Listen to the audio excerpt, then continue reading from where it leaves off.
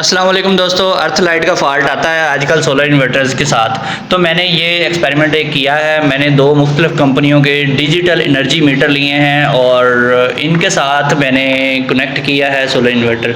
यानी कि ये दोनों मीटर जो हैं पैरेलल में हैं और ये दोनों ही सप्लाई दे रहे हैं हमारे इस सोलर इन्वर्टर को। इस टाइम पे शाम का टाइम है और इन्वर्टर ने वापडा को इन कर लिया है और इन करते ही अर्थ लाइट चलना शुरू हो गई है।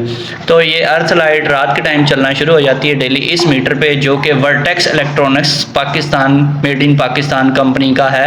और ये जो है इसके ऊपर अर्थ लाइट नहीं चलती, ये Transfo Power Industries private limited made in Pakistan का है।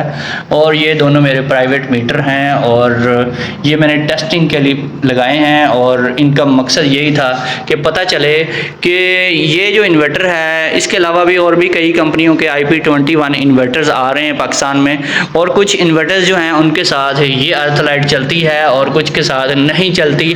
तो ये चीज़ चेक करने के लिए मैंने एक ही इन्वर्टर के साथ, एक ही कंपनी का इन्वर्टर है उसके साथ दोनों मीटर्स को चेक किया है।